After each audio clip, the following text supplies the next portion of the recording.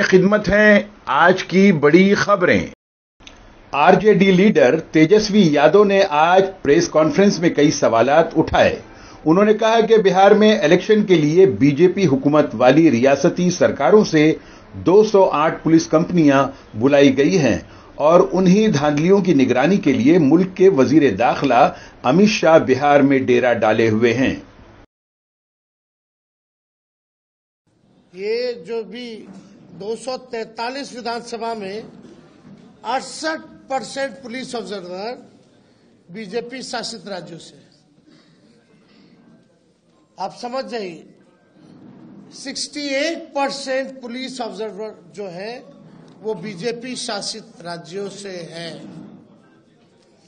पहले ये जितने भी लोग होते थे वो सीएपीएफ यानी सेंट्रल केंद्रीय अर्धसैनिक बल के जो लोग होते थे उनको लगाया जाता था ताकि निष्पक्ष जो है ऑब्जर्विंग जो है वो हो। लेकिन इस बार 68% यानी हमने आपको आंकड़ा दिया 208 कंपनियां भाजपा शासित राज्यों में से। अब ये तो देख लीजिए, अमित शाह जी आए इसीलिए ना, डेरा काहे जमाए हुए हैं गृह मंत्री। देश में थोड़ी और कोई काम है, जहां चुनाव है वहां बेईमानी वाला काम है। पूरा धन बल छल कपट सब लगा रहे, कोई चीज का कमी नहीं छोड़ रहे। लेकिन फिर भी ये अमित शाह बिहार को उपनिवेश बनाना चाहते हैं, बाहरी लोग कब्जा करना चाहते हैं, बिहारी होने नहीं देगा। इस बार करारा जवाब मिलेगा, जनता से मिल रहा है। ये लोग बौखलाहट में इस तरह का काम कर रहे हैं क्योंकि इनको पता है कि ये लोग जो है जाने वाले हैं। उत्तर प्रदेश के चीफ मिनिस्टर योगी आदित्यनाथ ने आज गोरखपुर में कहा कि हमें इस बात को यकीनी बनाना चाहिए कि मुल्क में दूसरा जिना पैदा नहीं होना चाहिए। भारत में वंदे भारत की 150 साला तकरीबात के मौके पर बात करते हुए योगी आदित्यनाथ ने समाजवादी पार्टी को भी निशाना बनाया। लौह पुरुष सरदार वल्लभ भाई पटेल जो भारत की अखंडता के शिल्पी हैं, 31 अक्टूबर को सरदार वल्लभ भाई पटेल की जयंती के कार्यक्रम में शामिल नहीं होते, लेकिन जिन्ना को सम्मान देने के किसी कार्यक्रम में शर्मनाक तरीके से शामिल होते हैं। बहनों और भाइयों, हम सबको याद रखना होगा, अगर राष्ट्र के इन महापुरुषों को सम्मान न मिला, कहां जाएगा हमारा देश? ये उग्रवाद, ये नक्सलवाद, ये आतंकवाद जो लगातार भारत की एकता और अखंडता को चुनौती दे रहा है, जो भी भारत के राष्ट्रीय महापुरुषों का, क्रांतिकारियों का अपमान करते हैं, वे प्राकांतर में उन अलगाववादी ताकतों के दुस्साहस को बढ़ाने का ही कार्य करते हैं, जिनके कारण भारत की एकता को, भारत की राष्ट्रीयता को एक चुनौती मिलती है। आज हमारा दायित्व बनता है हम उन कारणों को ढूंढें जो समाज को बांटने वाले हैं। ये जाति के नाम पर, क्षेत्र के नाम पर, भाषा के नाम पर ये विभाजन, ये नए जिन्ना को पैदा करने की साजिश का हिस्सा है। हमें याद करना होगा, अब भारत के अंदर फिर से कोई नया जिन्ना पैदा न होने पाए, और वो जिन्ना अगर पैदा होने का साहस करता है तो हमें उससे पहले कि वो भारत की अखंडता को चुनौती दे, उसको पहले ही दफन करके रख देना होगा। समाजवादी पार्टी के सदर अखिलेश यादव ने आज प्रेस कॉन्फ्रेंस में कहा कि हमें उत्तर प्रदेश में वोटर लिस्ट में गड़बड़ का अंदेशा है। वोटर लिस्ट में कई जगह खाली रखी गई हैं और कई जगहों पर नाम पढ़े भी नहीं जा रहे हैं, इसलिए इलेक्शन कमीशन को इस तरफ फौरन ध्यान देना चाहिए।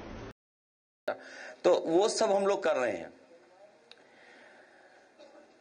अभी सुनने में आया है कि अयोध्या के हमारे पदाधिकारी हैं, अयोध्या के हैं, हाँ अयोध्या, वो वहां से जो बता रहे थे आई तो जो इन्होंने वोटर लिस्ट 2003 की मांगी, तो पूरी साफ है, वो स्क्रीन पे आ सकती है, देखो स्क्रीन पे आ सकती है, हाँ स्क्रीन पे ले आओ। तो जब वो 2003 की देखते हैं वोटर लिस्ट तो पूरी साफ है, उसमें है ही नहीं कुछ। तो अगर इस तरह का हमें देंगे डॉक्यूमेंट, और इस तरह का डॉक्यूमेंट अगर बीएलओ के हाथ में होगा तो बीएलए क्या देखेगा? अब तो न जाने कितने लोग रह रहे होंगे, कितना मोहल्ला बड़ा हो गया होगा, हर जगह हर कस्बा बड़ा हो गया है। तो इलेक्शन कमीशन ही मुझे लगता है कि पूरी तरीके से तैयार नहीं है। अगर वोटर लिस्ट एक जगह ऐसी मिली है शिकायत, तो न जाने कितनी जगह ऐसी शिकायत होगी, नाम ही नहीं है। पूरा पन्ना पढ़ लीजिए आप, देखिए अब ये इसमें क्या हम पढ़ें बताइए। हम लिखित ये चुनाव आयोग को देंगे कि कम से कम जो वोटर लिस्ट उपलब्ध कराएं जिसपे बीएलओ के साथ रहेगा, तो वो कम से कम नाम पढ़ तो सकें, रीडेबल तो हो। तो ये शिकायतें हैं। उत्तर प्रदेश में वंदे मातरम लाजमी करार देने के योगी आदित्यनाथ के फैसले पर रद्द अमल जाहिर करते हुए देवबंदी आलिम मौलाना कारी इसहाक ने कहा कि इस नगमे में ऐसी कई बातें हैं जिनकी वजह से कोई मुसलमान वंदे मातरम नहीं पढ़ सकता। देखिए, हमें सबसे पहले तो ये समझ लेना चाहिए कि हमारा मुल्क जो है वो लोकतांत्रिक मुल्क है और यहाँ पर तमाम लोगों को अपने मजहबी आजादी के अनुसार जीने का पूरा हक है और ये संविधान ने दिया है। और मजहब इस्लाम में कुछ चीजें ऐसी हैं जो मनाही की गई हैं, उसमें बहुत सारे अल्फाजों का इस्तेमाल है और कहीं ना कहीं वंदे मातरम को भी लेकर ये बात कही गई है कि मुसलमान इस चीज को नहीं गा सकता, क्योंकि कहीं ना कहीं ये शरीयत के एक जो रूहानी जो सिलसिला है उस पर कहीं ना कहीं आंच पहुंचाती है। और रही बात मुल्क से आजादी जो है वो दिल के अंदर होनी चाहिए, मुल्क से मोहब्बत जो है वो एक दिल से होनी चाहिए। और मैं समझता हूं कि लफ्जों से जो है जो बयान की जाए वो अलग चीज होती है। बहरहाल जब भी कुछ इस तरह की बातें सामने आती हैं तो आप लोगों को और हम लोगों को समझ आ जाता है कि चुनाव बहुत करीब है। देखिए, मैं तो यही बात कह सकता हूं कि जब भी हम इस तरह की कोई बात सुनते हैं या कोई बात इस तरह की आती है तो हम लोगों को एकदम याद आ जाता है कि भाई चुनाव बहुत करीब है। बीजेपी के लीडर रविशंकर प्रसाद ने आज प्रेस कॉन्फ्रेंस से बात करते हुए कहा कि एनडीए बिहार में बड़ी कामयाबी हासिल कर रही है और वही सरकार बनाने वाली है। उन्होंने कहा कि राहुल गांधी होमवर्क के बगैर बयानात देते रहते हैं और अब तेजस्वी यादव को भी उनकी आदत पड़ रही है। मुझे बताया गया है कि तेजस्वी जी ने आज प्रेस किया है। आपको मालूम है एक साइलेंस पीरियड होता है ना, जब चुनाव का प्रचार खत्म हो जाता है, उस प्रदेश में लागू रहता है। अब उन्होंने अपनी सारी स्कीम गिनवा रहे हैं और उसके बाद मुख्यमंत्री कार्यालय से विपक्ष के लोगों को पकड़वाने की योजना बन रही है। हमने कहा ये तो लगता है आपने हाथ गिरा दिया, सरेंडर कर दिया। इसे कहते हैं हताशा की पराकाष्ठा। चुनाव हारने में आप पहले से ही बहाने ढूंढ रहे हैं। लेकिन एक बात मैं जरूर कहना चाहूंगा, to put the record straight. श्रीमान तेजस्वी जी ने आज एक बात कही है कि सारी इंडस्ट्री बीजेपी राज्यों में ही क्यों लगती है, बिहार में क्यों नहीं लगी है, तमिलनाडु में क्यों नहीं लगती है। मैं एक शब्द का प्रयोग कई बार करता हूं कि राहुल गांधी होमवर्क नहीं करते हैं, तो हमें लगता है कि राहुल गांधी के संपर्क में आके तेजस्वी बाबू का भी वही हाल है। थोड़ा होमवर्क करिए, आप मुख्यमंत्री की दावेदारी में बैठे हुए हैं, बनेंगे तो कभी नहीं। कांग्रेस के लीडर पवन खेरा ने कहा कि बिहार इलेक्शन के पहले फेज के चुनाव को अब 4 दिन हो गए हैं, लेकिन अब तक इलेक्शन कमीशन ने यह नहीं बताया कि बिहार इलेक्शन में कितनी औरतों और कितने मर्दों ने अपने हक का इस्तेमाल किया। अभी तक आंकड़ा नहीं आया कि कितनी महिलाओं ने वोट दिया, कितने पुरुषों ने वोट दिया।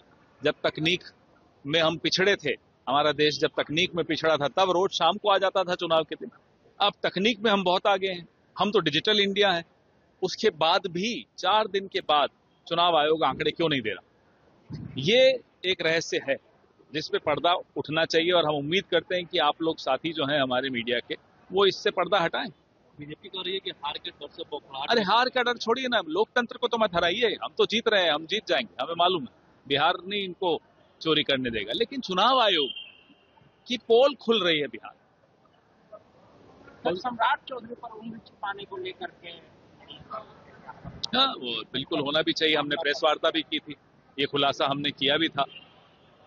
तो बीजेपी और एनडीए के तो तमाम लोगों के ऊपर कई अभी फाइलें खुलनी हैं, सरकार बनने दीजिए, उसके बाद देखिए।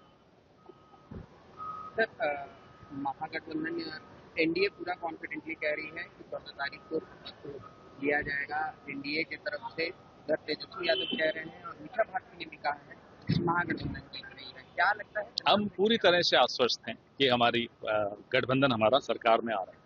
आज आदमी पार्टी के लीडर संजय सिंह ने आज प्रेस कॉन्फ्रेंस से बात करते हुए कहा कि हर सतह पर भेदभाव आम है, इसलिए हम समाजी एकता पर सबसे ज्यादा जोर देना चाहते हैं। हम घटनाएं सुनते हैं कि बुलंदशहर में एक सीआरपीएफ के जवान को शादी में घोड़ी पर बैठने की इजाजत इसलिए नहीं थी क्योंकि वो दलित समाज से थे। आज भी हम सुनते हैं कि उत्तर प्रदेश में काकोरी के अंदर पासी समाज के एक बुजुर्ग व्यक्ति को मंदिर में पेशाब चटवाई गई। आज भी हम सुनते हैं कि नौकरियों के आरक्षण के मामले में, चाहे वो बांदा विश्वविद्यालय का मामला हो या लखीमपुर खीरी के कोऑपरेटिव बैंक का मामला, आरक्षण को खाया जा रहा है, उसको खत्म किया जा रहा है। हर स्तर पे सामाजिक भेदभाव, अन्याय, अत्याचार। थाने में जाइए तो सुनवाई नहीं, सरकारी नौकरियों के लिए जाइए तो सुनवाई नहीं, सरकारी अफसरों के पास जाइए तो सुनवाई नहीं, अस्पताल में सुनवाई नहीं, तहसील में सुनवाई नहीं।